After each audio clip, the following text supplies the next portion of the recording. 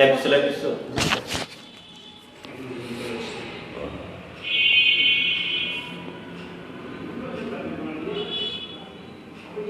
তুই তোমাকে পাই না কেন পাইছি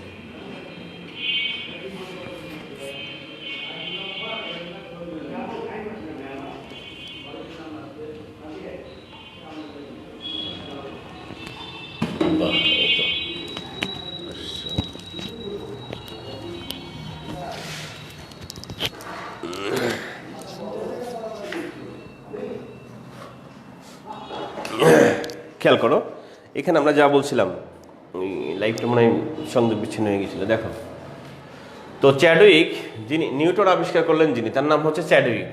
সেই বেচারা সে 1932 সালে চ্যাডউইক আবিষ্কার করলো, কিন্তু চ্যাডউইকের কারণে আমরা জানি ওই নিউটনের কারণে চ্যাডউইক যে নিউটন আবিষ্কার করেছে 1932 সালে, যেটা এই নিউটন আবিষ্কারের কারণেই চ্যাডউইককে 1935 সালে নোবেল পুরস্কার দেওয়া হয় এবং সে সেকেন্ড ওয়ার্ল্ড ওয়ার যেটা দ্বিতীয় বিশ্বযুদ্ধ সেই সময় সে আমেরিকার ম্যানহাটন প্রজেক্ট পারমাণবিক চুল্লি যেটা সেখানে কর্মরত ছিল। বোঝা যাচ্ছে? এই কথাগুলো একটু ইম্পর্টেন্ট, মনে রাখো এটা নোবেল পুরস্কার।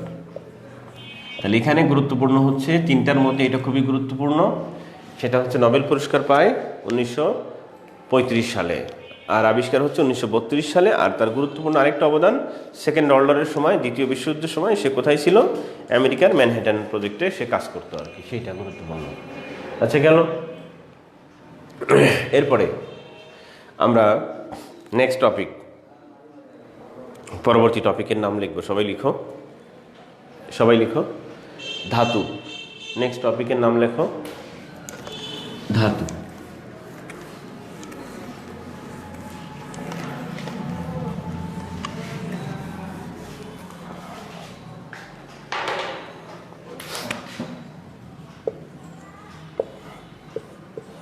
পয়েন্ট নাম্বার অন, 1 নম্বর পয়েন্টে লেখো যে সকল মৌল বা পরমাণুর নামের শেষে আম থাকে, যে সকল মৌল বা পরমাণুর নামের শেষে আম থাকে, যে সকল মৌল বা পরমাণুর নামের শেষে আম থাকে তারা সকলেই ধাতু। যে সকল মৌল বা পরমাণুর নামের শেষে আম থাকে তারা সকলেই ধাতু। লিখছো? তাহলে যাদের নামের শেষে কি থাকে? লিচু থাকে না, সরি আম থাকে, আম, হ্যাঁ, তারা হচ্ছে সকলেই কি? ধাতু। তাহলে সব আমই হচ্ছে কি? ধাতু। ব্যতিক্রম লিখে নাও নিচে, নিচে লেখো ব্যতিক্রম। ব্যতিক্রম লেখো ফজলি আম। সরি ফজলিয়াম না, লেখো হিলিয়াম। হিলিয়াম হিলিয়াম ওই আর কি, হিলিয়াম। এই হিলিয়াম বাদ দিয়ে যত আম আছে আর কি, হ্যাঁ, কেমিস্ট্রিতে সবগুলোই হচ্ছে ধাতু। হিলিয়ামটা আম শেষে হয় ঠিকই, কিন্তু আসলে আম না, আসলে হচ্ছে লিচু, আসলে হচ্ছে অধাতু। কথা বোঝা যাচ্ছে? সকল আম কেমিস্ট্রিতে উচ্চারণ হইলে সেটার নাম হচ্ছে ধাতু, আর একটা আম ধাতু না অধাতু সেটা হচ্ছে হিলিয়াম। বুঝতেছে? আচ্ছা, এরপরে নেক্সট পরবর্তী পয়েন্টে লিখব, ইহারা সাধারণত কঠিন হয়ে থাকে এবং আঘাত করলে টুনটুন, এগুলো বৈশিষ্ট্য, এগুলো মনে রাখতে হবে, পরীক্ষায় আসছে। ইহারা সাধারণত কঠিন এবং আঘাত করলে টুনটুন শব্দ হয়। টুনটুন, টিনটিন যা বলো। ইহারা সাধারণত কঠিন এবং আঘাত করলে টুনটুন শব্দ হয়। এই গরম লাগছে, যেটা খুলে দিয়েছি তারা।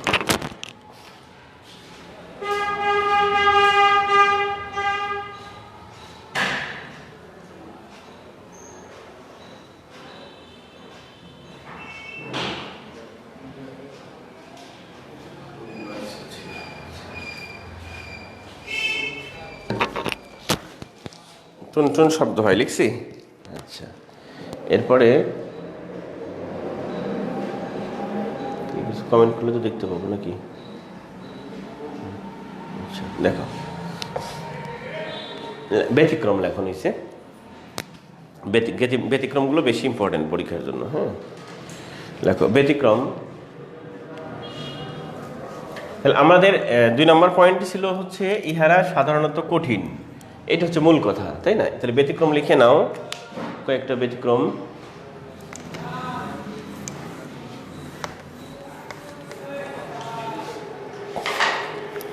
লেখো মার্কারি, পারদ।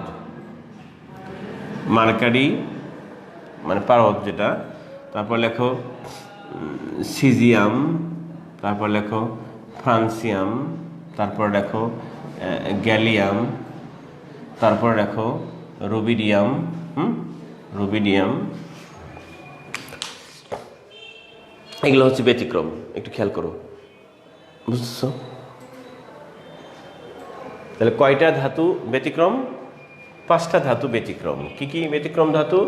মার্কারি মানে পারদ, আমরা বলি হাইড্রিয়াম ল্যাটিন ভাষায়, হাইড্রিয়াম।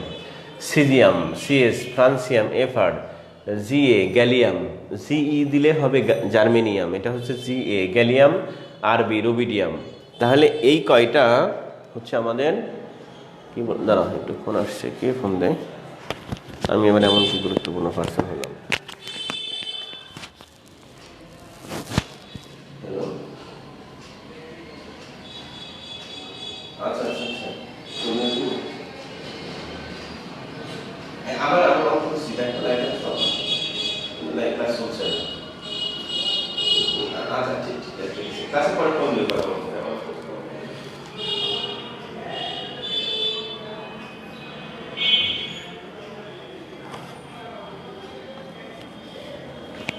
ওরা লাইফে যায়নি মনে হয়।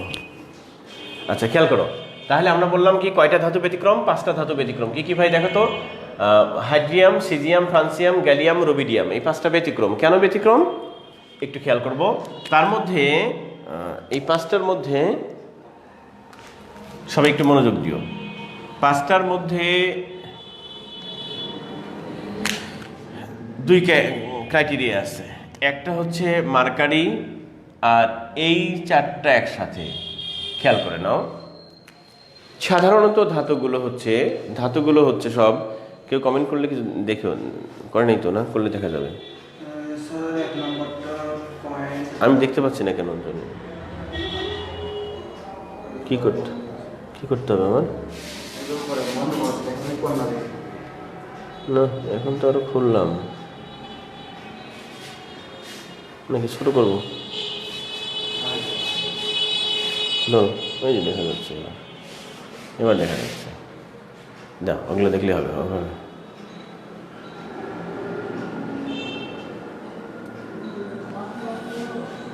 বাহ, কোথায় কি হয়েছিল? উল্টাপাল্টা হয়ে গেছে। দেখো, তাহলে আমরা 1 নম্বর পয়েন্ট লিখছিলাম, যে সকল মৌল বা পরমাণুর নামের শেষে আম থাকে, আম, তারা সকলেই ধাতু, মানে শেষে আম উচ্চারণ হয়। সোডিয়াম, ক্যালসিয়াম, পটাশিয়াম, এরকম আম বলি না, সেগুলো হবে ধাতু। আর একটা হচ্ছে ব্যতিক্রম, যার শেষে আম উচ্চারণ হয় কিন্তু ধাতু না, সেটা হচ্ছে হিলিয়াম। বুঝতেছো? সেটা লিখছিলাম 1 নম্বর পয়েন্ট। 2 নম্বর পয়েন্টে লিখছি হচ্ছে ধাতুদের কথা লিখতেছি। ধাতু যে ইহারা সকলেই কঠিন এবং আঘাত করলে টুনটুন শব্দ হয়, সেই কথা লিখছি। তাহলে ব্যতিক্রম কিছু আছে যারা কঠিন না। কঠিন যদি না হয় তাহলে কি হবে? তারা তরল। সেই 5টা ধাতু আছে তরল, বুঝতেছো? এই জন্য আমরা লিখছি ব্যতিক্রম। তাহলে এখানে এই 5টা ধাতু তরল পৃথিবীতে। তো 5টা তরল কি অবস্থায় আছে একটু দেখে নাও প্লিজ। এই যে হাইড্রিয়াম, মার্কারি, ইংলিশে বলি মার্কারি, বাংলায় বলি পারদ, ল্যাটিনে বলি হাইড্রিয়াম। আর এই প্রতীকগুলো সব লিখতে হয় ল্যাটিনে, সেই জন্য আমরা ল্যাটিনে লিখছি এগুলো। দেখো কোনোটা মিলে গেছে, কারণ ল্যাটিন আর ইংলিশ একই রকম, তাই মিলে গেছে। আর যেটা একরকম না সেটা মেলে নাই। আচ্ছা দেখো, তাহলে এই যে মার্কারি, যেটা ইংলিশে বলি মার্কারি, বাংলায় বলি পারদ, আর ল্যাটিনে বলি হাইড্রিয়াম, সেই হাইড্রিয়াম HG, এইটা তরল, এটাও তরল। দেখো কিন্তু পার্থক্যটা কি একটু বুঝে নাও প্লিজ। এরা তরল, এরাও তরল, পার্থক্যটা কি? একটু পার্থক্য আছে এখানে। সেটা হচ্ছে কক্ষ তাপমাত্রায় তরল। দেখো, কক্ষ তাপমাত্রায় তরল, অবলিক স্বাভাবিক তাপমাত্রায় তরল। স্বাভাবিক তাপমাত্রায় যদি পরীক্ষায় থাকে নিচের কোন অধাতুটি কক্ষ তাপমাত্রায় তরল, স্বাভাবিক তাপমাত্রায় তরল, অথবা এই স্বাভাবিক তাপমাত্রা বলতে কি বোঝাই? 22 থেকে 25 ডিগ্রি সেলসিয়াস তাপমাত্রা, এই তাপমাত্রায় এরা তরল, এই তাপমাত্রায় এরা তরল, হ্যাঁ তরল। আচ্ছা, এই চারটা এরাও তরল, একটু ভালো করে খেয়াল করো, এরাও তরল, তবে কন্ডিশন হচ্ছে পার্থক্যটা হলো এরা কক্ষ তাপমাত্রার একটু উপরে গিয়ে তরল হয়, এরা কক্ষ তাপমাত্রার একটু উপরে গিয়ে তরল হয়। সবাই মনোযোগ দিও, কি কি সেটা হচ্ছে কক্ষ তাপমাত্রার একটু উপরে উপরে অবলিক স্বাভাবিক তাপমাত্রার একটু উপরে অবলিক 22 থেকে 25 ডিগ্রি সেলসিয়াস তাপমাত্রার একটু উপরে অবলিক, খুব মনোযোগ দিয়ে, এগুলো কিন্তু হাজারটা বই এক জায়গায় করলেও তুমি মিলাইতে পারবে না। সুতরাং ক্লাস ইজ ক্লাস, ক্লাস করতে হবে মনোযোগ দিয়ে, হ্যাঁ এই কথাগুলো একটু খেয়াল করো। এই যে 22 থেকে 25 ডিগ্রি সেলসিয়াস তাপমাত্রার একটু উপরে, সেটা কতখানি উপরে? 0.5 না 2 ডিগ্রি না 3 ডিগ্রি না 5 ডিগ্রি, কতখানি উপরে? সেটার এক্সাক্ট ভ্যালু হচ্ছে খেয়াল করো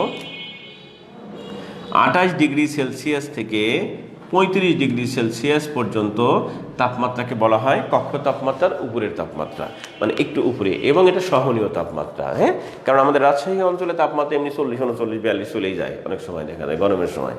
তাহলে এটা এখন পৃথিবীর প্রায় সব জায়গায় স্বাভাবিক তাপমাত্রা, কারণ এখন গ্লোবাল ওয়ার্মিংয়ের কারণে যে টেম্পারেচার বেড়ে গেছে সব জায়গায়, তো এইটা তো কমন তাপমাত্রা এখন। তাহলে কক্ষ তাপমাত্রা আগে যেটা বলতাম এখন তার থেকে অনেক বেশি থাকে। তাহলে এই 5টা জিনিসই প্রকৃতিতে তরল অবস্থায় পাওয়া যায়, হ্যাঁ বোঝা যাচ্ছে? তাহলে যদি পরীক্ষায় আসে নিচের কোনটি প্রকৃতিতে তরল অবস্থায় পাওয়া যায়, এটার মধ্যে কোন ধাতুরই তরল অবস্থায় পাওয়া যায়, এর মধ্যে প্রাধান্য পাবে হাইড্রিয়াম, মার্কারি। তবে শর্ত হচ্ছে যদি স্বাভাবিক তাপমাত্রা লেখা থাকে তাহলে তো কোনো সন্দেহ নাই, মার্কারি হবে। আর যদি কোনো কিছু না লেখা থাকে, কক্ষ তাপমাত্রা না কক্ষের একটু উপরে, এই সমস্ত কথা না লেখা থাকে, তাহলে অবশ্যই তরল ধাতু হবে হচ্ছে মার্কারি। না থাকলে এইগুলো সিরিয়ালি প্রাধান্য পাবে। বুঝতেছো আমার কথাগুলো? আর একদম এক্সাক্ট লোকেশন ভ্যালু হচ্ছে এটা হলো স্বাভাবিক তাপমাত্রায় বা এই শর্তে তরল, আর এরা হচ্ছে স্বাভাবিক তাপমাত্রার একটু উপরে, মানে এই শর্তে তরল। কথা বোঝা যাচ্ছে?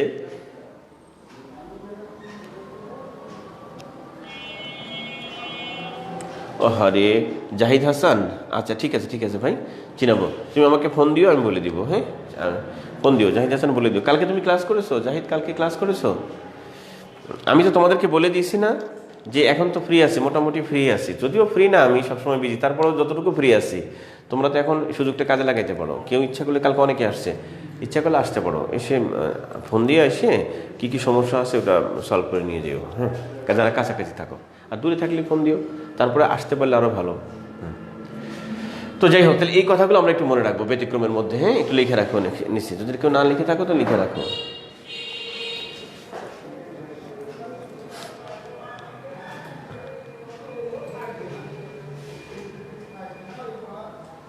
আচ্ছা,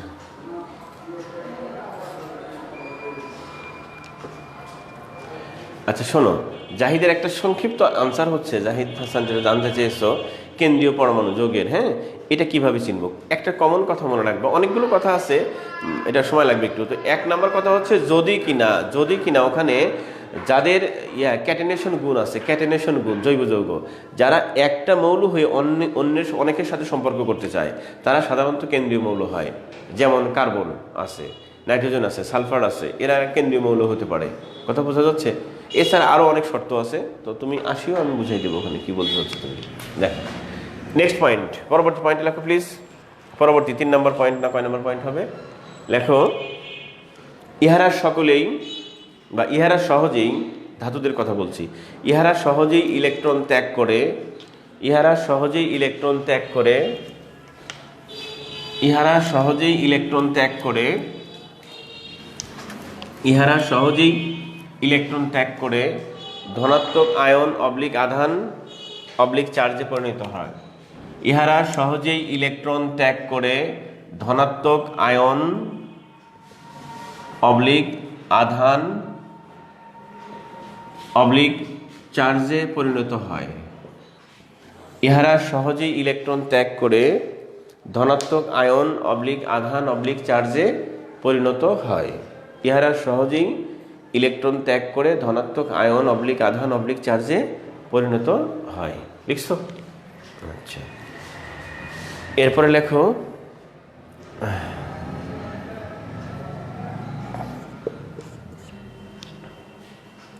ইহারা সকলেই, লেখো ইহারা সকলেই বিজারক।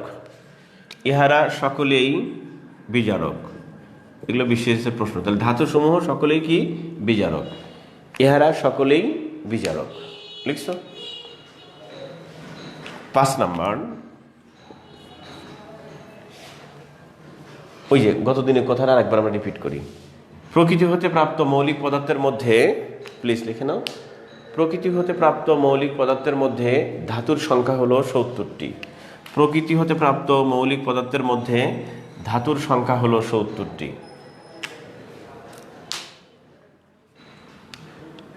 ধাতুর সংখ্যা হলো, প্রকৃতি হতে প্রাপ্ত মৌলিক পদার্থের মধ্যে ধাতুর সংখ্যা হলো 70টি। এখানে লেখো, নোট লেখো, 5 নম্বর পয়েন্টের নোট লেখো নিচে। নোট 70 - 5 সমান 65টি হলো কঠিন ধাতু। কঠিন ধাতু, ওই 5 মানে ওই আগে যে 5 লিখলাম সেই 5। হ্যাঁ,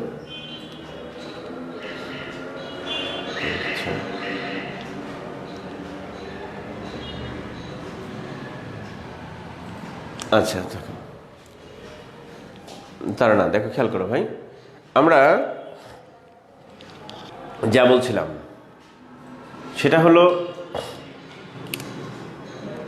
1 নম্বর পয়েন্টে বলছিলাম যে যে সকল, যারা মিস করছো ওই জায়গাটা তাদেরকে বলছি, দেখো তারা নাও মিস করেছো মনে হয়। যে সকল যৌগের, প্লিজ লিসেন টু মি, মানে আমরা বলেছিলাম যে সকল মৌল পদার্থ পরমাণু এদের নামের লিখতে, নাম বলতে শেষে উচ্চারণ হয় আম। যে সকল পদার্থের নামের শেষে, মৌলের শেষে আম উচ্চারণ হয়, ক্যালসিয়াম, পটাশিয়াম, এই সমস্ত কথা লিখছিলাম, যাদের শেষে আম উচ্চারণ হয়, আম, তারা হচ্ছে ধাতু, এই কথাটা লিখছিলাম। আর ব্যতিক্রম একটা, আম হলেও ধাতু হয় না, সেটা হচ্ছে হিলিয়াম, এটা অধাতু। এটা 1 নম্বর পয়েন্টে লিখছিলাম, তারা না। 2 নম্বর পয়েন্টে লিখছিলাম যে ইহারা মানে ধাতু, ইহারা সকলেই কঠিন, মানে সাধারণত কঠিন এবং আঘাত করলে টুনটুন শব্দ হয়। ওখানে ব্যতিক্রম লিখে দিয়েছিলাম যে সকল ধাতু হচ্ছে কঠিন, 5টা ধাতু আছে যারা কঠিন না, যারা তরল। সেই 5টা কি কি? মার্কারি মানে হাইড্রিয়াম, সিজিয়াম, ফ্রান্সিয়াম, রুবিডিয়াম, গ্যালিয়াম। এই 5টা ধাতু প্রকৃতিতে তরল অবস্থায় পাওয়া যায়। তার মধ্যে একটা একেবারেই কম তাপমাত্রায় পাওয়া যায়, সেটা হচ্ছে পারদ। আর বাকি 4টা একটু বেশি তাপমাত্রায় পাওয়া যায়, সেই তাপমাত্রা হচ্ছে 28 থেকে 35 ডিগ্রি সেলসিয়াস তাপমাত্রার মধ্যেই পাওয়া যায়। এই কথাটা বলছিলাম। হ্যাঁ, ঠিক আছে। 4 নম্বরটা জান্নাতুল ফেরদৌস, দেখো 4 নম্বর যে কী রে ভাই, তা তো ভুলে গেছি। যেইটা 4 নম্বর পয়েন্টে লিখছিলাম হচ্ছে ইহারা সকলেই বিজারক। ইহারা মানে ধাতু, ধাতুদের অপর নাম হচ্ছে বিজারক, ধাতুগুলোর অপর নাম হচ্ছে বিজারক, ধাতুগুলোর অপর নাম বিজারক। লিখছো? বাস, নেক্সট পয়েন্ট, 5 নম্বর পয়েন্টে লিখলাম যে প্রকৃতি হতে প্রাপ্ত মৌলিক পদার্থের মধ্যে ধাতুর সংখ্যা হলো 70টি। বাস, এখন নিচে নোট লিখতে বলছিলাম 70 - 5 মানে 65টা হচ্ছে কঠিন, ওই যে 5টা আগে যা বলে আসলাম সেটা। সিমিলারলি এবার লেখো, প্লিজ সময় নষ্ট করি না, লেখো অধাতু। অধাতু, অধাতু লেখো হচ্ছে 1 নম্বর পয়েন্ট, অধাতুর 1 নম্বর পয়েন্ট, সবাই লেখো প্লিজ। অধাতুর 1 নম্বর পয়েন্ট, প্রকৃতি হতে প্রাপ্ত, এখানে কিছু গুরুত্বপূর্ণ কথা আছে, লেখো। প্রকৃতি হতে প্রাপ্ত মৌলিক পদার্থের মধ্যে, প্রকৃতি হতে প্রাপ্ত মৌলিক পদার্থের মধ্যে, প্রকৃতি হতে প্রাপ্ত মৌলিক পদার্থের মধ্যে অধাতুর সংখ্যা হলো 22টি। কালকেও লিখছিলাম, আজকেও লিখলাম 22টি। আজকে একটা অতিরিক্ত কথা লিখব, ব্র্যাকেটের মধ্যে লিখো 19টি। তাহলে পরীক্ষায় আমাদের এই প্রশ্নটা আসছে কিন্তু, প্রকৃতি হতে প্রাপ্ত মৌলিক পদার্থের মধ্যে অধাতুর সংখ্যা কয়টি? সেক্ষেত্রে আমাদের পরীক্ষায় একবার আসছিল 22, আর একবার আসছিল 19। তাহলে স্যার 22 হলো কেন, 19 হলো কেন?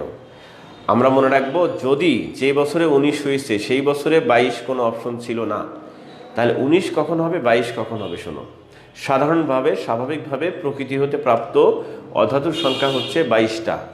3টা তিনটাকে মাঝে মাঝে বিজ্ঞানীরা বাদ দেন। কেন বাদ দেন? তাদের লক্ষণগুলো ভালো না, তারা অবাধ্য, ওই ফ্যামিলির সদস্যের মতো আচরণ মাঝে মাঝে করে না, তাই তাদেরকে কখনো কখনো বাদ দেওয়া হয়। বোঝা যাচ্ছে? তারা হচ্ছে 3 জন। এই 3টা যদি বাদ দিয়ে দাও, 22 থেকে 3কে বাদ দাও, তাহলে থাকছে কত? 22 থেকে 3 বাদ দিলে কত? 19 থাকে না? এখন জানতে হবে এই 3 জন কারা। এই 3 জন কারা? তো একটু নোট লিখে নাও, নিচে লিখে নাও। 1 নম্বর পয়েন্টের নিচে লিখে নাও নোট, সবাই লেখো। তাহলে হচ্ছে 22 - 3 = 19টি, এটা লেখো।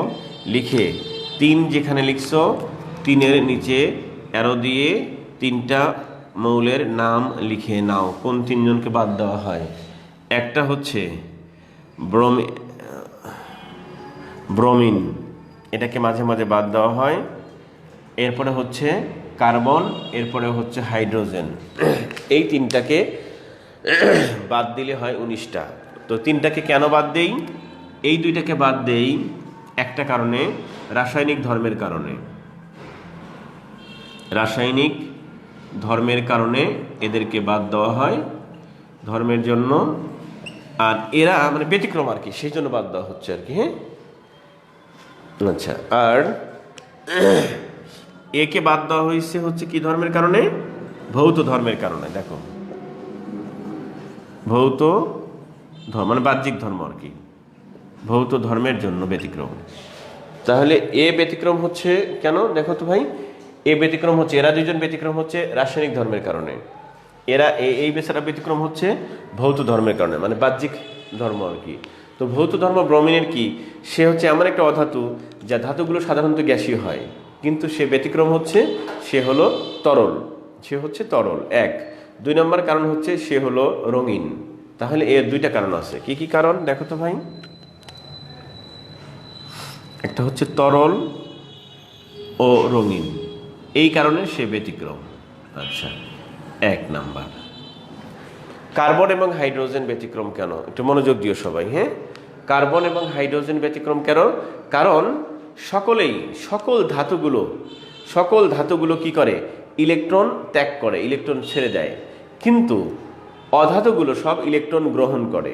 বুঝতেছো? তাহলে ধাতুগুলো ইলেকট্রন ছেড়ে দেয়, ত্যাগ করে, আর অধাতুগুলো ইলেকট্রন গ্রহণ করে। But unfortunately that is the great problem. এই 2টা অধাতু হওয়া সত্ত্বেও ইলেকট্রন গ্রহণ না করে বরং ইলেকট্রন ছেড়ে দেয়। তাহলে এদের 2 জনের রাসায়নিক ধর্মের লক্ষণ, এই বাড়ির সদস্য কিন্তু ওই বাড়ির লোককে ভালোবাসে, তাহলে তোকে বাদ দেওয়াই উচিত। কথা বোঝো নাই? সেই সেন্সে বিজ্ঞানীরা বাদ দিয়ে দিয়েছে একে। অর্থাৎ কার্বন এবং হাইড্রোজেন তাদের ইলেকট্রন গ্রহণ করার প্রবণতা নাই, বরং ত্যাগ করার প্রবণতা আছে। এই জিনিসটা কার লক্ষণ? ধাতুর লক্ষণ। সেই জন্য কখনো কখনো এদের 2 জনকে বাদ দেওয়া হয়। বাকি সব অধাতুর গুণ, কিন্তু ওই 2টা বদখাসলত আছে তাদের মধ্যে আর কি। বুঝতে যাচ্ছে? এই জন্য তাদেরকে আমরা মাঝে মাঝে বাদ দিই। তাহলে এদের ইলেকট্রন ত্যাগ না করে কি, মানে গ্রহণ না করে কি করে? এরা ইলেকট্রন ত্যাগ করে। ব্যাখ্যা লিখে দিচ্ছি। ইলেকট্রন গ্রহণ করে না, বরং ইলেকট্রন ত্যাগ করে। তাহলে 2টা কথা এসে গেল এখানে। হ্যাঁ, তাহলে অধাতুর কাজ হচ্ছে ইলেকট্রন গ্রহণ করা, কিন্তু এরা এমন 2টা অধাতু যে ইলেকট্রন গ্রহণ করে না, বরং ইলেকট্রন ত্যাগ করে। এই কারণেই তাদেরকে আমরা বাদ দিই। এই কথাটা একটু লিখে নাও, খুবই গুরুত্বপূর্ণ কথা লিখছি এখানে আমরা।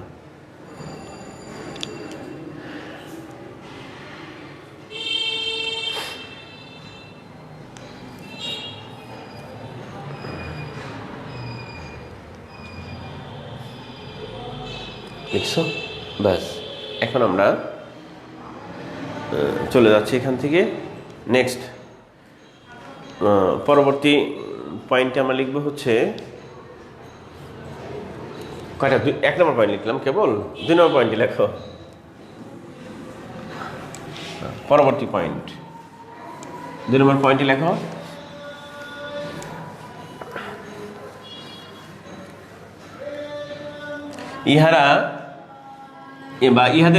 ইহাদেরকে প্রকৃতিতে সাধারণত গ্যাসীয় অবস্থায় পাওয়া যায়। 2 নম্বর পয়েন্ট সবাই লিখো। ইহাদেরকে প্রকৃতিতে সাধারণত গ্যাসীয় অবস্থায় পাওয়া যায়।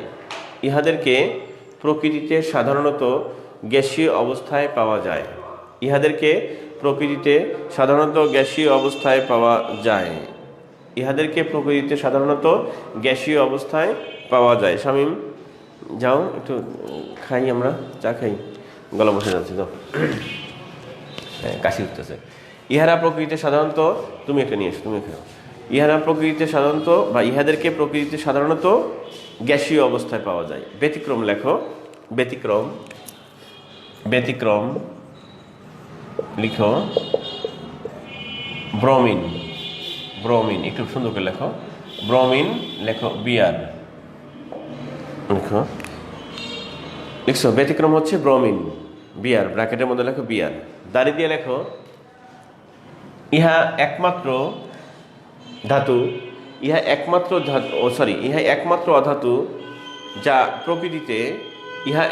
অধাতু যা প্রকৃতিতে তরল ও রঙিন অবস্থায় পাওয়া যায়। ইহা একমাত্র অধাতু যা প্রকৃতিতে তরল ও রঙিন অবস্থায় পাওয়া যায়। ব্যাস, এখানে এটা কয়েকবার আসছে পরীক্ষায়, একটু হাইলাইট করো। তরল এবং রঙিন, হাইলাইট অথবা আন্ডারলাইন করো। তরল ও রঙিন, হাইলাইট অথবা আন্ডারলাইন করো। ঠিক আছে, সবাই দেখতে পাচ্ছ তো? 3 নম্বর পয়েন্ট লিখব। ইহারা সহজেই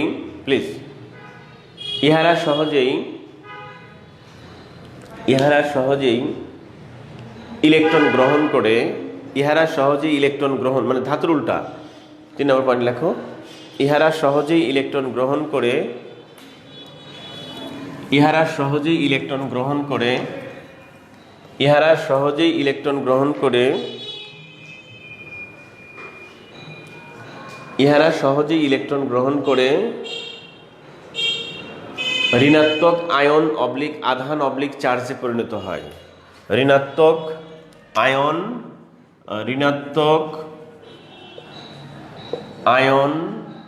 অবলিক আধান অবলিক চার্জে পরিণত হয়। তাহলে কি লিখলাম আমরা? ইহারা সহজেই ইলেকট্রন গ্রহণ করে। ইহারা সহজেই ইলেকট্রন গ্রহণ করে ঋণাত্মক আয়ন অবলিক আধান অবলিক চার্জে পরিণত হয়। ইহারা সহজেই ইলেকট্রন গ্রহণ করে ঋণাত্মক আয়ন অবলিক আধান অবলিক চার্জে পরিণত হয়। লিখছো? সবাই লিখছি তো? আচ্ছা, নিচে লেখো ব্যতিক্রম লেখো কার্বন ও হাইড্রোজেন। ব্যতিক্রম লেখো কার্বন ও হাইড্রোজেন। লেখার পরে এখানে হাইড্রোজেনের উপরে স্টার চিহ্ন দাও, এটা বেশি। কি রে বাবা, ফোন দেয় কেটা আবার? এটা দাঁড়া, ফোনটা একটু বেশি সমস্যা রে বাবা।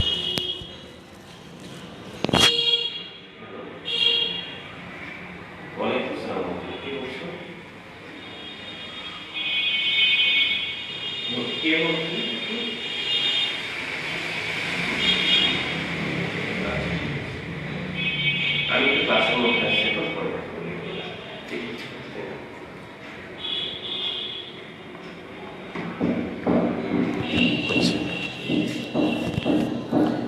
তো খেয়াল করো। তাহলে আমাদের ব্যতিক্রম হচ্ছে কার্বন এবং হাইড্রোজেন, যা আমরা কিছুক্ষণ আগে লিখে ফেলছিলাম। আচ্ছা, এর মধ্যে সবচেয়ে বেশি ব্যতিক্রম হচ্ছে হাইড্রোজেন। তো এই জন্য তাকে অধাতু হওয়া সত্ত্বেও ধাতুর, ওই যে তুমি এতে দেখবা পিরিয়ডিক টেবিল পর্যায় সারণীতে দেখবা ধাতুর মধ্যে রাখা আছে, যদিও সে অধাতু রাখা আছে ওখানে, কারণ গুণটা ধাতুর সাথে মিল, সেইটাই। বুঝতেছো? আচ্ছা, নেক্সট পয়েন্টে লিখে নাও। পরবর্তী পয়েন্ট, ইহারা সকলেই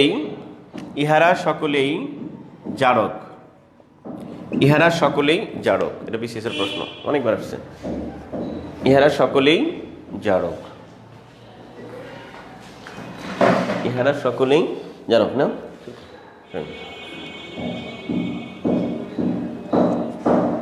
ইহারা সকলেই জারক লিখছি।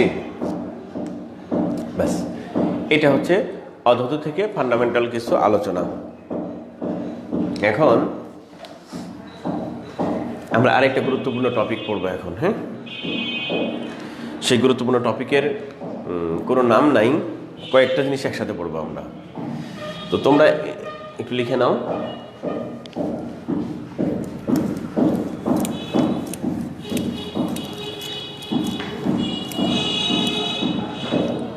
লিখবা একটা কোশ্চেন লেখো, হ্যাঁ, একটা রিটেনের কোশ্চেন লেখো, লিখে এটা নিয়ে আমরা আলোচনা করে শেষ করে দেবো ক্লাসটা। লেখো, কোশ্চেনটা লেখো। আইসোটোপ, আইসোটন, আইসোবার বলতে কি বোঝেন, উদাহরণ সহ লিখুন। রিটেনের কোশ্চেন ছিল কোনো এক সময়, এর মধ্যে প্রিলির কোশ্চেন আছে অনেক। আইসোটোপ, আইসোটন, আইসোবার বলতে কি বোঝেন, উদাহরণ সহ লিখুন।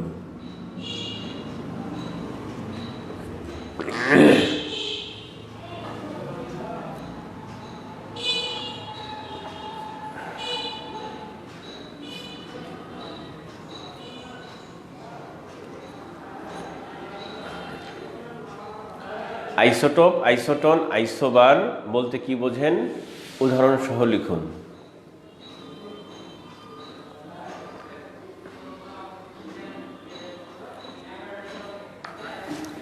একটু খেয়াল করো। আইসোটোপ,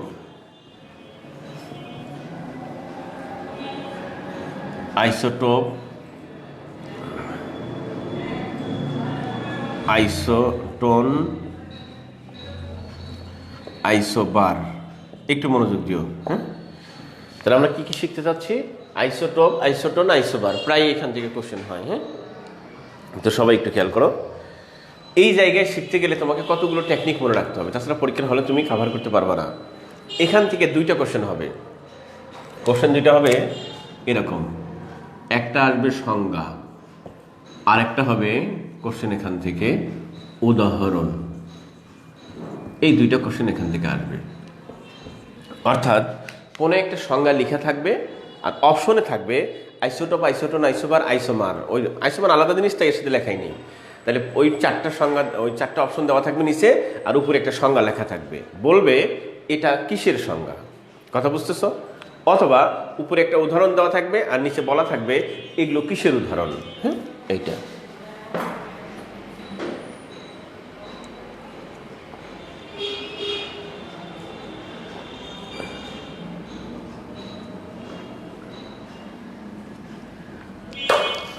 দেখো, তো এগুলো একদম সিম্পল জিনিস, একেবারে সহজ জিনিস, কিন্তু সমস্যা হচ্ছে অধিকাংশ স্টুডেন্ট নন সায়েন্স তো আসেই, সায়েন্সের স্টুডেন্টরাই বেশি ভুল করে, কারণ সে বুঝেই উঠতে পারে না ওখানে কি প্যাচটা দিয়েছে, কারণ সে তো মুখস্থ করে গেছে, সে তো বোঝে নাই। এই জন্য পরীক্ষায় সে আনসার করতে পারে না, সে ভুল করে। সেটা কি? সিম্পল সংজ্ঞা কিন্তু একদম সহজ, কিন্তু পরীক্ষার হলে আমরা দেখবো প্রিলিমিনারিতে বিগত বিসিএসে যে কয়টা সংজ্ঞা আসছে, যে কয়বার তুমি খুলে দেখো প্রশ্ন, সংজ্ঞাটা এত কঠিন করে উপস্থাপন করা হয়েছে যে ওই ছোট্ট সংজ্ঞাটা এতটা পেঁচাইছে, পেঁচায় দেখবা 3 লাইন 3.5 লাইন করছে সংজ্ঞাটা, ছোট্ট সংজ্ঞা। এখন তুমি পরীক্ষার হলে যখন এটা পড়তে যাবা, বা এখনই পড়ো জব সলিউশন, দেখবা প্রথম লাইন পড়লে মনে হয় এটা আইসোটোপের সংজ্ঞা, দ্বিতীয় লাইনটা পড়লে মনে হয় না না না এটা আইসোবারের সংজ্ঞা, তৃতীয় লাইনটা পড়লে মনে হয় এটা আইসোটোনের সংজ্ঞা, শেষেরটুকু পড়লে মনে হয় এটা কিছুই হবে না, ভুল আছে। আমার কথা কি বুঝতে পারতেছ? এই জন্য আমরা ওভাবে মুখস্থ বিদ্যায় ভর করব না, কারণ ভাঙা পা গর্তে পড়ে বেশি, বুঝলাম? বিপদগ্রস্ত লোক বিপদে পড়ে বেশি। বোঝা যাচ্ছে আমার কথাগুলো? সুতরাং তোমাকে মাথায় রাখতে হবে তোমার কিন্তু লাইফ এটা, সুতরাং তুমি ওইভাবে ভাষা জ্ঞান এটা নিও না, এটা বিপদের কারণ হয়। Half knowledge is more dangerous then ignorance. আমি বারবার বলছি, তোমাকে সব পড়ার দরকার নাই। 200 নম্বরে প্রিপারেশন না নিতে পারো বাদ দাও, 160 নাও, কঠিনগুলো বাদ দিয়ে দাও এখন থেকেই, দিয়ে মূল যে প্রিপারেশন সেইগুলো পড়ো, সহজগুলো বারবার পড়ো, বুঝে পড়ো, একটু বেশি করে পড়ো, দেখবা প্রিলিত হবেই, রিটেনের জন্য একটা আত্মবিশ্বাস তৈরি হয়ে যাবে তোমার। ঠিক আছে? তুমি একসাথে সব করতে যাও, কোনোটাই শেষ করতে পারো না। এটা হচ্ছে আমাদের বাঙালিদের একটা বদ অভ্যাস। শুরু করি আগ্রহ নিয়ে, শেষ করি হতাশা নিয়ে, এবং কোনো কাজটাই শেষ পর্যন্ত করি না। এই জন্য আমাদের কপালের এই অবস্থা। কথা কি বোঝা যাচ্ছে? তো আমি যা বলছিলাম এখানে প্লিজ শোনো, এগুলো একটু ভালো করে শেখো, যেন আর কোনোদিন কারো কাছে শিখতে না হয়। হ্যাঁ, তো আমরা একটা জিনিস আমি তোমাদের ক্লাসে বলছিলাম প্রায়ই, আমার একটা ethics, I have the own ethics, সেটা আমি বলেছিলাম যে জীবনে প্রবলেম যত বড় হয় সলিউশন তত ছোট হয়, রাইট? এই কথাটা কিন্তু আমি বারবার কমন ডায়লগ তোমাদের ক্লাসে বলছি যে জীবনে প্রবলেম যত বড় হবে সলিউশন তত ছোট হবে। তাহলে যে কোনো সমস্যা যত ক্রিটিক্যাল হবে তার সলিউশন তত ইজি হবে, শুধু মাথাটা ঠান্ডা রেখে তোমাকে চিন্তা করতে হবে। এখন আমরা কি করব? ওই যে আমাদের সম্মানিত শিক্ষকবৃন্দ ছোটবেলায় শিখে আসছেন যে কান টানলে মাথা আসে, পড়েছো না তোমরা? কান টানলে মাথা আসে। তো আমার কথা হচ্ছে কান কেন টানবো? তোমরা বলবা যে হ্যাঁ স্যার নাক টানলে তো মাথা আসতো, এটা বলা যাইতো না, কিন্তু কেন বলি না? তুমি বলবা স্যার কান ধরাটা সহজ, তাই তো সবাই এই কথাই বলে। আমি তো বলি না এইটা ধরা সহজ, দেখো এটা একদম সহজ। চুল ধরা সহজ না সবচেয়ে? কিন্তু কেন চুল ধরি না কেন, কান ধরি কেন? কারণ কানের সাথে মস্তিষ্কের সেন্ট্রাল নার্ভাস সিস্টেমের সম্পর্কটা সবচেয়ে গাঢ়। তাই কানে আঘাত করলে ব্রেনে সবচেয়ে বেশি আঘাত লাগে, সেই জন্য কান টানলে ব্যথাটা বেশি পায়। তাহলে সে মাথাটা তোমার দিকে নোয়ায় দেয়, অর্থাৎ মাথা যখন নোয়ায় দিবে তো বডিটাকে আরেক দিকে দিয়ে দিবে না। মানে যে মানুষটাকে তুমি এটা বোঝাচ্ছে, মিনিংটা হচ্ছে এরকম, যেই মানুষটা যেই জিনিসটা তোমার কন্ট্রোলে নাই তার একটা কিওয়ার্ড আছে, সেন্সিটিভ জায়গা আছে, একটা সহজ দুর্বলতা আছে, সেই জায়গায় আঘাত করো, সেই লোকটা তোমার কন্ট্রোলে চলে আসবে প্রত্যেকটা কাজের ক্ষেত্রে। তাহলে এখানে আমরা দেখব যে কান টানলে মাথা আসে, এখানে নিঃসন্দেহে কোনো একটা কিছু একটা লক্ষণ আছে। যেই লক্ষণটা যদি আমরা বুঝতে পারি, টেকনিকটা যদি বুঝতে পারি, কিওয়ার্ডটা যদি বুঝতে পারি, তাহলে এগুলো আর জীবনে পড়া লাগবে না। তাহলে খেয়াল করো কি টেকনিকটা, সেটা হচ্ছে আইসোটোপ, আইসোটোন, আইসোবার, আইসোমার, তুমি যাই পড়ো না কেন, তুমি সহজ খালি দেখবা ওর মধ্যে একটা কথা লেখা আছে কোন জায়গায়, সেটা খুঁজে বের করবা। কি আছে কি নাই সেটা তোমার দেখার বিষয় না, তুমি খালি একটা শব্দ খুঁজবা, তা হচ্ছে সমান। এই কথাটা খুব ভালো করে মনে রাখবা, অবশ্যই কোথাও না কোথাও এই কথাটা লেখা থাকবে, তাছাড়া শব্দ মানে ডেফিনিশনটা তৈরি হবে না। তাহলে কোথাও না কোথাও লেখা আছে কি সমান, বুঝলাম? যদি সমান না থাকে তাহলে এর একটা সিনোনিম থাকবে, সেই সিনোনিমটাকে বলবো আমরা কি অভিন্ন। অভিন্ন এই কথা থাকে, অথবা এটা না থাকলে থাকবে একই, এই কথা থাকবে। এই তিনটার কোনো একটা শব্দ থাকবে, মানে সমান এই কথাটা থাকবে। আমরা ধরে নিলাম সমান এই কথাটা থাকবে। দেখো তাহলে কি সমান, দেখো একটু এ কাকে মডিফাই করবে একটু দেখো, খেয়াল করো এইদিকে, সবাই মনোযোগ দাও। আমরা যখন ছোটবেলায় পড়েছিলাম, মা আমাদেরকে শিখেছিলেন না কতে কলা, খতে খরগোশ খাই, এই সমস্ত কথা, গতে কি কি সব শিখেছিলেন, গরু গাধা, এরকম করে পড়াইতে পড়াইতে মা কোনো সময় বলেছিলেন না ছোটবেলায়, মনে আছে না তোমাদের? আম্মা বলেছিলেন না পতে কি পারি না, সেটা না কিন্তু শিখেছে, মা বলেছেন পতে পারি। আমরা বলবো এখন শিখেছেন আম্মা পতে প্রোটন। কি শিখেছিলেন? পতে প্রোটন।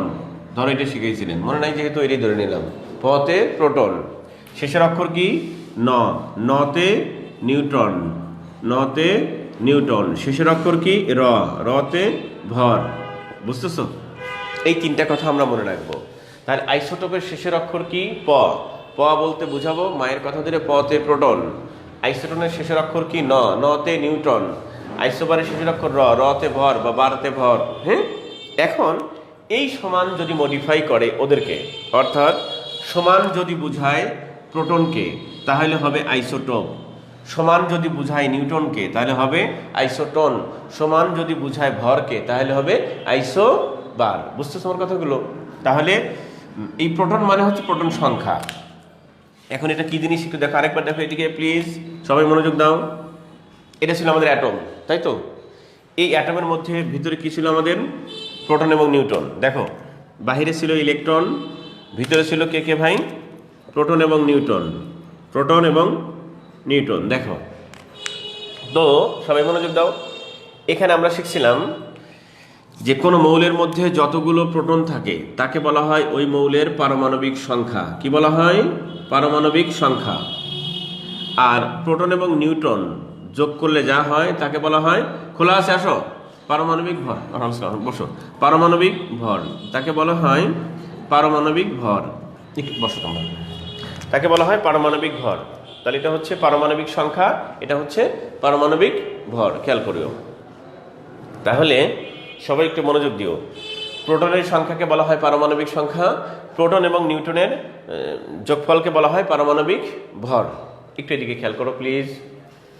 তাহলে এই যে প্রোটন সংখ্যা, প্রোটন সংখ্যার অপর নাম কি বলতে পারি আমরা? পারমাণবিক সংখ্যা বলতে পারি। তাহলে এটা হচ্ছে প্রোটন সংখ্যা। দেখো, প্রোটন সংখ্যা এর অপর নাম কি দিতে পারি আমরা? পারমাণবিক সংখ্যা, পারমাণবিক সংখ্যা। তাহলে এবার যদি সমান হয়, ওই সেন্টেন্সে যা লেখা আছে, যদি সমান হয় প্রোটন সংখ্যা বা পারমাণবিক সংখ্যা, তাকে বলবো আইসোটোপ। যদি সমান হয় নিউটন, তাকে বলবো আইসোটন। যদি সমান হয় ভর, তাকে বলবো আইসোবার। বুঝতেছো? তাহলে এই আইসোটোপ, আইসোটন, আইসোবার, সবাই একটু মনোযোগ দিও। আইসোটোপ, আইসোটন, আইসোবার, এই তিনটা কথা হচ্ছে মানে কার ক্ষেত্রে প্রযোজ্য? মৌলের ক্ষেত্রে প্রযোজ্য। তাহলে এই তিনটা কথা প্রযোজ্য হচ্ছে মৌলের ক্ষেত্রে, মৌলের ক্ষেত্রে প্রযোজ্য, মৌলের ক্ষেত্রে প্রযোজ্য, প্রযোজ্য, প্রযোজ্য, মৌলের ক্ষেত্রে প্রযোজ্য। তাহলে মৌলের ক্ষেত্রে তিনটে ঘটনা ঘটে থাকে, তার নাম হচ্ছে আইসোটোপ, আইসোটন, আইসোবার। আর আইসোমার যেটা, সেটা যৌগের ঘটনা। বুঝতেছো? আইসোমার হচ্ছে যৌগের ঘটনা। তাহলে মৌলের ঘটনা হচ্ছে তিনটা, আইসোটোপ, আইসোটন, আইসোবার। সেটা আইসোটোপ কখন হবে? যখন কিনা প্রোটনগুলো সমান। অন্য কি আছে নাই, অসমান, ছোট বড়, সেগুলো দেখার বিষয় না। তুমি শুধু দেখবা প্রোটন সমান কিনা। যদি প্রোটন সংখ্যা সমান হয়, তাকে আমরা বলবো হচ্ছে কি? আইসোটোপ। যদি নিউটন সংখ্যা সমান হয়, তাকে বলবো আইসোটন। যদি ভর সংখ্যা সমান হয়, তাকে বলবো আমরা আইসোবার। এটা হচ্ছে সহজ মনে রাখার বুদ্ধি। আর এই ঘটনাগুলো তিনটাই হচ্ছে মৌলের ক্ষেত্রে প্রযোজ্য হয়ে থাকে। বুঝতেছো? তাহলে একটু স্ক্রিনশট নিয়ে নাও, বাসায় নোট করে নিও। একটু স্ক্রিনশট নিয়ে নাও।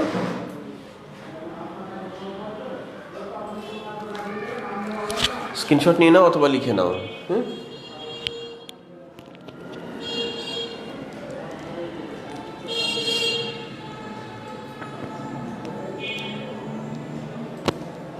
আচ্ছা, একটু ওয়েট করো প্লিজ।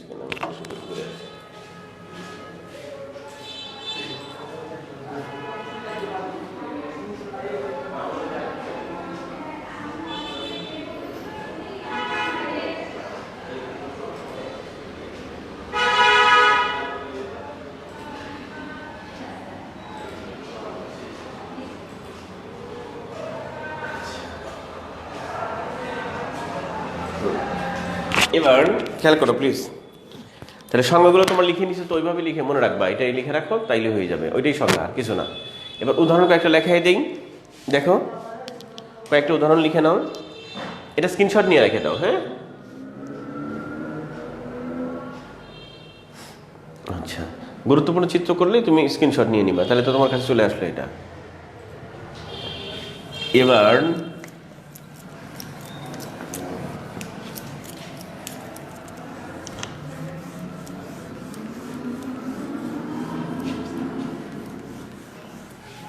কয়েকটা উদাহরণ লিখে দিই। হ্যাঁ, তার মধ্যে একটা হচ্ছে তোমার প্রথম উদাহরণটা হচ্ছে আইসোটোপ। দেখো, আইসোটোপ, আইসোটোপের উদাহরণটা প্রথম দিই। আইসোটোপের উদাহরণ কি শিখলাম? কি সমান পরস্পর বলো তো ভাই? প্রোটন সংখ্যা সমান, তাই তো? মানে পারমাণবিক সংখ্যা সমান। এক্ষেত্রে একটা কথা মনে রাখতে হবে তোমাকে। দেখো, এই যে কিছুক্ষণ আগে আমরা অ্যাটম বানালাম এরকম ভাবে, এর ইলেকট্রন থাকে বাহিরে, প্রোটন এবং নিউট্রন থাকে ভিতরে। খেয়াল করো, এ নেগেটিভ, এ পজিটিভ, এ হচ্ছে নিউট্রাল বা নিরপেক্ষ।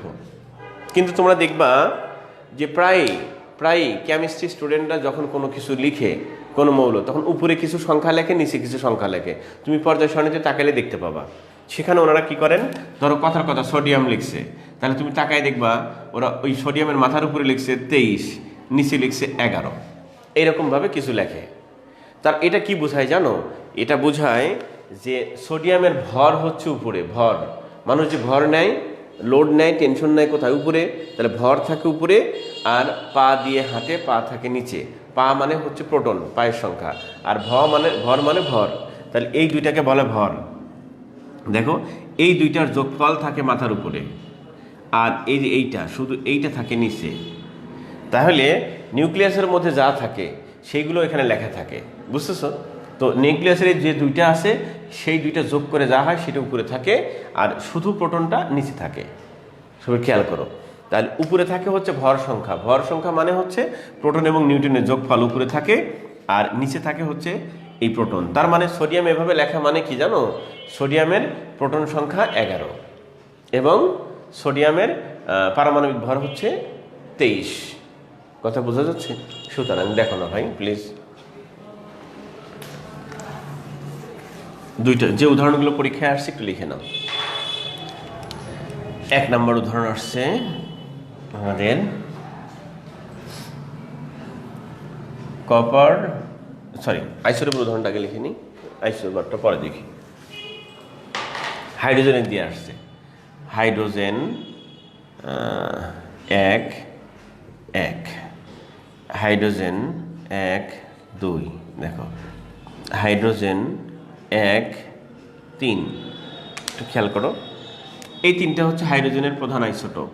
খেয়াল করো, দেখো প্রোটন সংখ্যা সমান। প্রোটন কোথায় থাকে আমরা কিছুক্ষণ আগে বলছিলাম ভাই? পায়ের কাছে থাকে, নিচে পা, ওটা হচ্ছে প্রোটন সংখ্যা, ওটা পারমাণবিক সংখ্যা। দেখো তো এরও পা 1, এরও পা 1, এরও পা 1, সবগুলোর পা 1 না? একই রকম পা, সমান 1 1 1 1 করে, সুতরাং এরা পরস্পরের কি? আইসোটোপ। আচ্ছা, এই জন্য এর নাম হচ্ছে প্রোটিয়াম। একটু লিখে রাখো, প্রোটিয়াম।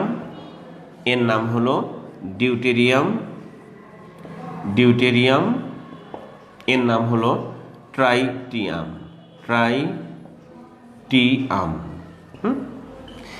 এখন আমাদের পরীক্ষায় না জানো, শোনো, এগুলো অনেকবার আসছে। এই যে দুইটা জিনিস ডিউটেরিয়াম আর ট্রাইটিয়াম, এরা এক জায়গায় হলে ফিউশন বিক্রিয়া হয়। ফিউশন বিক্রিয়া, যে বিক্রিয়াগুলো হয় নক্ষত্রের মধ্যে, সূর্যের মধ্যে, যার কারণে আমরা আলো এবং তাপ পাই, যে দিয়ে হাইড্রোজেন বোমা তৈরি করা হয়। তাহলে এখান থেকে পরীক্ষায় অনেকবার আসছে এই দুইটা জিনিস কোথায় ব্যবহার করা হয় একসাথে? সূর্যের মধ্যে ব্যবহার করে সৃষ্টিকর্তা, একদম সৃষ্টিগতভাবে সূর্যে ব্যবহার হয়। আচ্ছা, এই বিক্রিয়ার নাম হলো ফিউশন বিক্রিয়া। এই বিক্রিয়া দিয়ে হাইড্রোজেন বোমা তৈরি করা হয়। আবার এই বিক্রিয়ায় হিলিয়াম তৈরি হয়। অনেক কাজ আছে। হাইড্রোজেন বোমা তৈরি করা হয়, এটা দিয়ে হিলিয়াম তৈরি হয়। সূর্য যে হিলিয়াম তৈরি হয় এই বিক্রিয়া দিয়ে তৈরি হয়। তাহলে আসতে পারে তোমার পরীক্ষায়, অনেকবার আসছে, আবার আসতে পারে, অন্যভাবে আসতে পারে। সূর্যে যে তাপ আলো উৎপন্ন হয় তা কোন প্রক্রিয়ায় উৎপন্ন হয়? ফিউশন প্রক্রিয়ায় উৎপন্ন হয়। আসতে পারে সূর্যের মধ্যে ফিউশন বিক্রিয়ায় ব্যবহৃত হয় কোন পদার্থের আইসোটোপ? হাইড্রোজেনের আইসোটোপ। আসতে পারে, আসছে, হাইড্রোজেনের কোন দুইটা আইসোটোপ সূর্যের বিক্রিয়ায় ব্যবহৃত হয়, বা হিলিয়াম তৈরিতে ব্যবহৃত হয়, বা হাইড্রোজেন বোমা তৈরিতে ব্যবহৃত হয়। তাহলে হাইড্রোজেনের তুমি আইসোটোপই বোঝো না, তাহলে তো তোমার মনেই নাই, তুমি পারবা কিভাবে? আইসোটোপ আগে বুঝলা, তারপরে এই যে দুইটা আইসোটোপ, যেটা আইসোটোপ অনেক হতে পারে পরপর, তার মধ্যে এই দুইটা আইসোটোপকে আমরা এই সমস্ত কাজে ব্যবহার করে থাকি। কথা বুঝতেছো? আচ্ছা, এটা পরীক্ষায় আসছে অনেকবার। এরপরে লেখো, একটাই উদাহরণ থাকুক, পরে চলে যাও আইসোটোপের পরে লিখে নাও আইসোবার। আইসোবার প্লিজ, আইসোবারের একটা উদাহরণ লিখে দিই। এটা স্ক্রিনশট নিয়ে নিবা, হয়ে গেলে সাথে সাথে স্ক্রিনশট নিবা, অথবা ক্লাস তো থাকি ওখানে দেখে নিবা আবার। আইসোবার, দেখো আইসোবার, আইসোবার। দেখো আইসোবারের উদাহরণটা কি হতে পারে?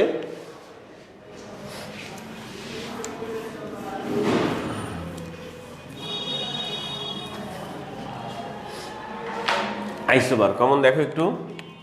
আইসোবার একটা উদাহরণ হতে পারে, গুরুত্বপূর্ণ উদাহরণ হতে পারে আর্গন। পরীক্ষায় আসছে ক্যালসিয়াম।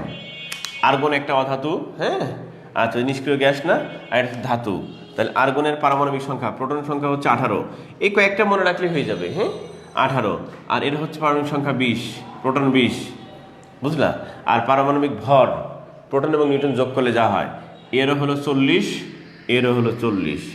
তাহলে দেখো এরা দুইটা কি যৌগ না মৌল? মৌল, বোঝা যাচ্ছে? এরা মৌল পরস্পর। আর এদের মাথার ভর, ভর কোথায় থাকে? মাথায় থাকে। তাহলে ভরগুলো কি সমান না? দেখো তো, তাহলে দুইজনের ভর সমান।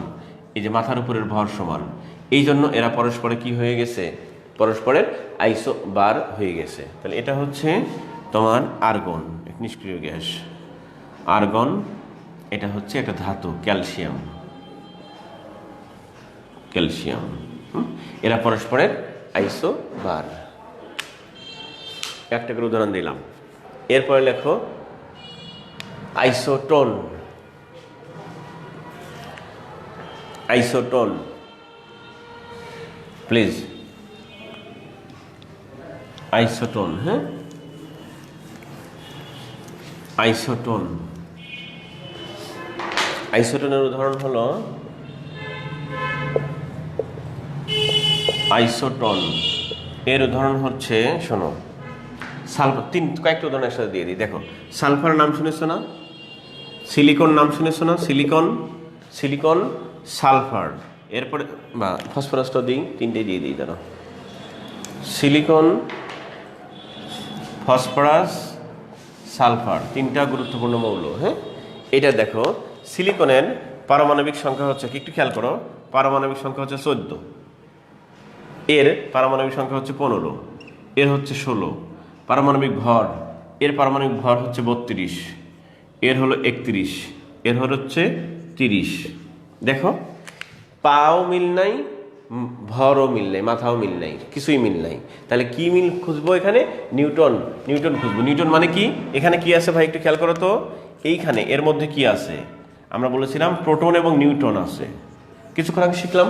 আর নিচে থাকে শুধু কি, প্রোটনের সংখ্যা, প্রোটন। তাহলে এইখান থেকে যে বাদ দাও, সিম্পল প্রোটন, এই যে সরল করো আর কি, প্রোটন বাদ দিলা, তাহলে কি থাকছে? প্রোটন, প্রোটন কেটে গেলে থাকলো কি, নিউটন। তাহলে এই উপর থেকে নিচেরটা বাদ দিলে কি, শুধু নিউটন থাকে।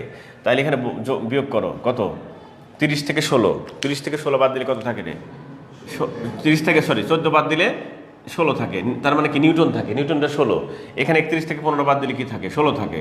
এটা কি নিউটন সংখ্যা। এখানে 16 থেকে 32 বাদ দিলে কত? 16 থাকে, কত? নিউটন। তাহলে দেখো তো, কোনো কিছুই মিল নাই, আবার সব কিছুই মিল। দেখো, সবারই নিউটন সমান হয়ে গেছে। তাহলে এখানে আমি 3টা উদাহরণ একসাথে দিয়েছি তোমাকে বোঝার জন্য। এটা বিশেষ পরীক্ষার প্রশ্ন। অর্থাৎ সিলিকনে যেটা পরস্পর নিউটন সমান, তাহলে সবাই পরস্পরে কি হচ্ছে? আইসোটোন হচ্ছে। আর এটা তো মৌল, যৌগ তো না, সেই জন্য এটা আইসোটোন। খেয়াল করো, তাহলে সিলিকন ফসফরাসের আইসোটোন, আবার ফসফরাস সালফারের আইসোটোন, আবার সালফার সিলিকনের আইসোটোন। 3টে উদাহরণ একসাথে লিখছি আমি। এই 2টা পরস্পরের আইসোটোন, এই 2টা পরস্পর আইসোটোন, এটা আর এইটা আবার পরস্পর আইসোটোন। কথা বুঝতেছো? আচ্ছা, এখন তোমাদের হোমওয়ার্ক। এই লিমন, আমি তো সময় পাই না রে, কী করবো, তবুও একটু দেখাই দিচ্ছি তোমাকে। হোমওয়ার্ক লিখে নাও, সবাই হোমওয়ার্ক লিখে নাও, হোমওয়ার্ক লিখে নাও প্লিজ, দ্রুত। 1 নম্বর হোমওয়ার্ক লিখবা। 1 নম্বর হোমওয়ার্ক আইসোমার। 1 নম্বর হোমওয়ার্ক আইসোমার্ক, আইসোমার। 2 নম্বর হোমওয়ার্ক, 2 নম্বর হোমওয়ার্ক আইসো ইলেকট্রন। আইসোমার, আইসো ইলেকট্রন। 3 নম্বর হোমওয়ার্ক, তাহলে আইসোমার, আইসো ইলেকট্রন। এরপর লিখবা ধাতুসমূহের সক্রিয়তার সিরিজ। ধাতুসমূহের সক্রিয়তার সিরিজ লিখছো? ধাতুসমূহের সক্রিয়তার সিরিজ। তারপরের টপিকের নাম লেখো জারণ বিজারণ। এই কয়টা পড়ে নিবা ভালো করে, জারণ বিজারণ। আমি 2 ঘন্টা করে ফুললি পড় দিয়েছি তোমাকে বোঝানোর জন্য। হ্যাঁ, আচ্ছা, তাহলে তুমি পড়বা হচ্ছে, বাসায় করে নিবা, এর আলোকে পারবা ইনশাল্লাহ। আইসোমার, তারপরে পড়বা হচ্ছে আইসো ইলেকট্রন, এরপরে পড়বা ধাতুসমূহের সক্রিয়তার সিরিজ, এরপরে পড়বা কি, চারণ বিজারণ। এই চারণ বিজারণ পড়লে ক্যাথোড এমনি হয়ে যাবে। কারণ এই 4টা জিনিস তুমি বাসায় পড়ে নেবা খুব ভালো করে।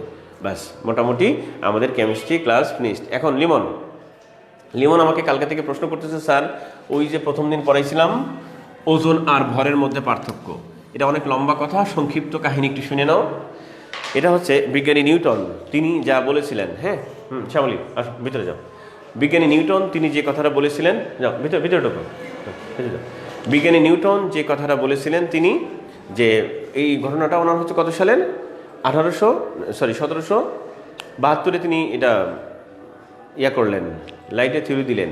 আর 87 সালে ওই বইটা প্রকাশ করলেন। সেই বইয়ের মধ্যে যে বলের সূত্রগুলো ছিল, সেখানে আমরা জানি যে বিজ্ঞানী নিউটন কোনো একদিন, একটু মনোযোগ দিয়ে শুনো সবাই, একটা উদাহরণ শুধু।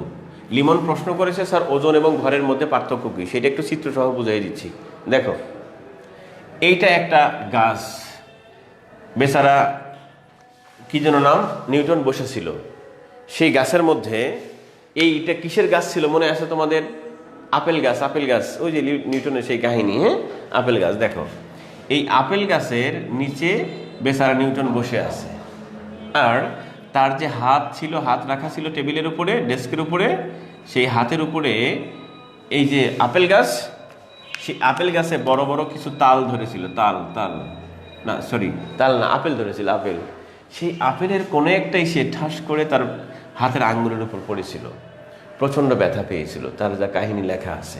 তো যাই হোক, এই যে আপেল, এই আপেলের মধ্যে যে মোট উপাদান আছে, ধরো এটা আপেল ফল, আপেল ফল, এর মধ্যে মোট যে উপাদানগুলো আছে, যা যা দিয়ে তৈরি, তাহলে এর মোট উপাদান এই মোট উপাদান যা যা আছে সেটাকে বলে ভর। যেমন আপেলকে দিয়ে উদাহরণ দিলাম বোঝার সুবিধার জন্য। তাহলে কোনো পদার্থের মধ্যে, কোনো বস্তুর মধ্যে যে মোট উপাদানটা আছে সেইটাকে বলে ওই বস্তুর ভর। ওজন কি জিনিস আমাদের লিমন যা প্রশ্ন শুনতে চেয়েছে, ধরো এখানে আরেকটা আপেল আছে, এই আপেলটা পড়ে মাটিতে আসলো, তাই তো, এখানে ঠাস করে পড়ছে। এখন নিউটনের প্রশ্ন ছিল, আরে আপেল বেটা এই দিকে পড়লি কেন? ওই দিকে জায়গা ছিল না, আকাশের দিকে জায়গা ছিল না, নিচের দিকে আসছিস কেন? কারণ হচ্ছে নিচের দিকে পৃথিবী যে আছে, পৃথিবী সে এই বলটাকে নিঃসন্দেহে আপেলটাকে টান দিয়ে নামাইছে, তাছাড়া সে যাবে না নিচ দিকে। আমি এখানে বসে আছি, আমি কেন ওই দিকে যাব? নিশ্চয়ই আমাকে এই পাশ থেকে কেউ ধাক্কা দিছে। তাহলে আপেল ফলটা ওই দিকে গেল না, এই দিকে গেল না, ওই দিকে গেল না, এই দিকে আসছে কেন? নিঃসন্দেহে ওই দিক থেকে তাকে কেউ ধাক্কা দিছে, অথবা নিচ দিকে কেউ টানছে। ওই দিকে তো কেউ নাই, ধাক্কা দেয় নাই। সুতরাং অবভিয়াসলি প্রুভস দ্যাট নিচে মাটি আছে, মাটি তাকে টেনে নামাইছে। সুতরাং বিজ্ঞানী নিউটন পরবর্তীতে প্রমাণ করেছে এখানে এই যে পৃথিবীর একটা আকর্ষণ শক্তি আছে, বল আছে, ফোর্স এফ। এই ফোর্সটা এই বস্তুকে, এই ভরকে এম, মাস বলা হয় ইংলিশ, এটা এম দ্বারা প্রকাশ করা হয়, একে টেনে নামাইছে এই দিকে। কথা বুঝতেছো? আর টেনে যখন নামছে, দেখবা তোমরা যারা ক্রিকেট খেলেছো অথবা দেখেছো তারা জানো যে ঢিল ছুড়লে, বল ছুড়লে, বলটার যদি তুমি কাছাকাছি থাকো, বুঝলা, তাহলে তো হাত ফেটে যেতে পারে, খুব জোরে যদি বল হয়, শোয়েব আখতারের বল হলে হাত ফেটেই যাবে। আর যদি তুমি দূরে পড়তেছে, ওই পড়া অবস্থায় যদি আকাশ থেকে ধরো বলটা, দেখবে আলতো করে একটু টাচ করেছে। আর ওই বলটা যদি তুমি মাটির কাছাকাছি ধরো, মনে হবে আঙুল ফেটে যাচ্ছে, কারণ ওখানে ব্যথা কম পাচ্ছ, মাটির কাছে ব্যথা বেশি পাচ্ছ। তার মানে যেখানে আঘাত বেশি লাগে সেখানে বল বেশি আছে, তার মানে পৃথিবী ওই বলটাকে টেনে নামাইছে। সুতরাং আপেল ফলটাকেও এই পৃথিবী আকর্ষণ করে নিচের দিকে নামিয়ে নিয়েছে। কথা বুঝতেছো? এখন আমরা ত্বরণ পড়েছিলাম না আগের ক্লাসে, প্রথম ক্লাসে, যে কোনো বস্তু যখন আস্তে আস্তে বেগ বাড়ে তখন কি হয়? ত্বরণ সৃষ্টি হয়। তাহলে বলটা যখন আকাশ থেকে পড়ে তখন দেখবে আস্তে আস্তে করে পড়তেছে, কিন্তু যখন মাটির কাছে আসে তখন জোরে পড়ে। তার মানে পৃথিবী তাকে টেনে নামাচ্ছে, তার মানে এখানে একটা ত্বরণ আছে। সো যখন পৃথিবীর দিকে এই ফলটা পড়তেছে, তার মানে এখানে ত্বরণ আছে, আস্তে আস্তে বেগটা বাড়ে নিচের দিকে। সেই ত্বরণটাকে বলা হয় অভিকর্ষ ত্বরণ জি, ডিউ টু গ্র্যাভিটি, সেই গ্র্যাভিটির জন্য জি। তাহলে ত্বরণ দুই রকম হয়, খেয়াল করো লিমন। একটা ত্বরণ সরল রেখার পথে যায়, তাকে বলি আমরা অ্যাক্সিলারেশন। আরেকটা ত্বরণ উপরে নিচে হয়, এটাকে বলি আমরা অ্যাক্সিলারেশন ডিউ টু গ্র্যাভিটি। কথা বুঝতেছো? এখানে ত্বরণটা উপরে নিচে হয়েছে, তাই একে জি দ্বারা প্রকাশ করেছি। তাহলে এই বলটার পরিমাণ কতখানি? বিজ্ঞানী নিউটন প্রমাণ করলেন বলটা হচ্ছে এই বস্তুর ভর আর ত্বরণের গুণফল, তাহলে এম জি। কথা বুঝতেছো? M G. তাহলে যে বল দ্বারা পৃথিবী, লিমন ভালো করে খেয়াল করো, যে বল দ্বারা পৃথিবী কোনো বস্তুকে নিজের দিকে টেনে নিয়ে আসে, সেই বলের পরিমাণ হচ্ছে এম গুণন জি, মানে জি হচ্ছে অভিকর্ষ ত্বরণ আর এম হচ্ছে বস্তুর ভর। পরবর্তীতে বিজ্ঞানী স্যার আইজ্যাক নিউটন তিনি প্রমাণ করলেন এই জিনিসটাকেই ওজন বলা হয়। বুঝতেছ আমার কথাগুলো? তাহলে এইটাই হচ্ছে সেই জিনিস। অতএব ডাব্লিউ সমান এম জি। আর অভিকর্ষ ত্বরণ একটা কনস্ট্যান্ট ভ্যালু আছে, এক একটা জায়গায় এক এক রকম মান আছে, মান পরিবর্তন হতে পারে, কিন্তু ভর সব জায়গায় সমান, মানে সবসময় কনস্ট্যান্ট। কথা বুঝলাম? তাহলে দুইটার মধ্যে দেখা যাচ্ছে যে চলমান রাশি হতে পারে অভিকর্ষ ত্বরণ, কিন্তু ভর কখনোই চেঞ্জ হয় না, সবসময় সমান থাকে। তাহলে আমরা যদি রাশি লিখি ডাব্লিউ, এখানে হচ্ছে কি এম মানে কি কনস্ট্যান্ট, ধরো কনস্ট্যান্ট ভ্যালু কখনো চেঞ্জ হবে না, গুণন জি। তাহলে পরের লাইনে কি লিখতে পারি, ডাব্লিউ এটা তুলে দিয়ে কি লেখা যায়, সমানুপাতিক জি। তাহলে লিমনের যে প্রশ্ন, সেই প্রশ্ন হচ্ছে ডাব্লিউ সমানুপাতিক জি, অর্থাৎ অভিকর্ষ ত্বরণ এবং ওজনের মধ্যে সম্পর্ক হচ্ছে কি, পরস্পর সমানুপাতিক। আর এখানে এম হচ্ছে বস্তুর ভর, যা সবসময় কনস্ট্যান্ট থাকে। আর ভর বলতে বোঝানো হয় কোনো বস্তুর মোট উপাদানের পরিমাণ, বোঝা যাচ্ছে। আর ওজন হচ্ছে ওই উপাদানগুলোকে পৃথিবী যে বল দিয়ে নিচের দিকে টেনে নামায় তাহাকে ওজন বলে। ওজন এবং বল সেম জিনিস, এই জন্য ওজন একটি ভেক্টর রাশি, কারণ নির্দিষ্ট দিক আছে। বোঝা গেছে? That is the finishing point of the class. ভালো থাকো সবাই, আবার দেখা হবে ইনশাল্লাহ। Thanks to all. আল্লাহ হাফিজ। ওয়ালাইকুম আসসালাম ওয়া রাহমাতুল্লাহি ওয়া বারাকাতুহু।